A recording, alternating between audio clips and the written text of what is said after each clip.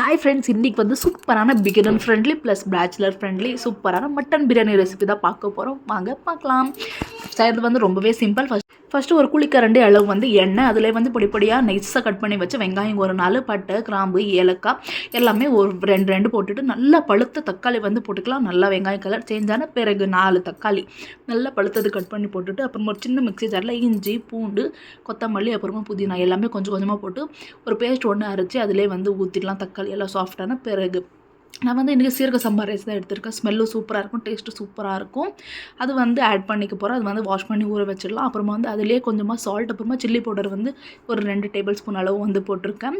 ஒரே ஒரு table spoon அளவு வந்து தனியா பவுடர், கொஞ்சமாக வந்து மஞ்சள் தூள், அப்புறமா வந்து தேஜு பிராண்டோடைய மட்டன் ஃப்ரை மசாலா ஒரு டீஸ்பூன் அளவு ஃபுல்லாக, அப்புறமா வந்து அதிலே கொஞ்சமாக வந்து தேஜு பிராண்டோட இதே வந்து பிரியாணி மசாலா, தேஜு பிராண்டோட இது வந்து எல்லாமே சூப்பராக இருக்கும். அப்புறமா வந்து அதிலே வந்து 150 ml அளவு வந்து தயிர் போட்டு நல்லா மிக்ஸ் பண்ணிக்கோங்க.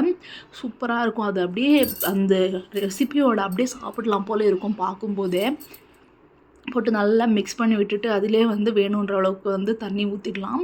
பாருங்கள் எவ்வளோ சூப்பராக வந்திருக்கு. கலரு அந்த எண்ணெயெல்லாம் பிரிஞ்சு வந்து சூப்பராக இருக்குது. எண்ணெயெல்லாம் பிரிஞ்சு வந்த உடனே அதிலே 1/2 கிலோ வந்து மட்டன் 3 விசில் வந்து வரும். இஞ்சி பூண்டு பேஸ்ட்டு 1 டேபிள் ஸ்பூன் அளவு, அப்புறமா வந்து கொஞ்சமாக உப்பு, மஞ்சள் தூள் போட்டு வேக வச்சது அதிலே வந்து போட்டு மிக்ஸ் பண்ணிடலாம். மிக்ஸ் பண்ண உடனே தண்ணி வந்து ஆட் பண்ணிக்கலாம். 1 டம்ளர் சீரக சம்பா ரைஸுக்கு வந்து 1.25 வந்து தண்ணி ஊற்றிக்கோங்க. 2 தேவையில்லை, கொஞ்சமாக கம்மி இருக்கட்டும். 1.25 வந்து போட்டுக்கலாம், கரெக்டாக இருக்கும் நம்மளுக்கு. தண்ணி நல்லா கொதிக்க ஸ்டார்ட் ஆன பிறகு வந்து அதிலே வந்து ரைஸ் போட்டுக்கோங்க. ரைஸ் போட்டுட்டு நல்லா மிக்ஸ் பண்ணிவினே இருங்க. அடி வந்து தீ பிடிக்கக்கூடாது. அப்புறமா வந்து ரெண்டுமே சமமாக வந்ததும் அரிசியும் தண்ணியும் லாஸ்ட்டில் வந்து 2 டேபிள் ஸ்பூன் அளவு நெய் போட்டு தம்முக்கு விட்டுருங்க. சூப்பரான மட்டன் பிரியாணி ரெடி. கண்டிப்பாக ட்ரை பண்ணி பாருங்கள். அப்படியே நம்ம சேனல் சப்ஸ்கிரைப் பண்ணாதவங்க பண்ணிக்கோங்க. தேங்க்யூ.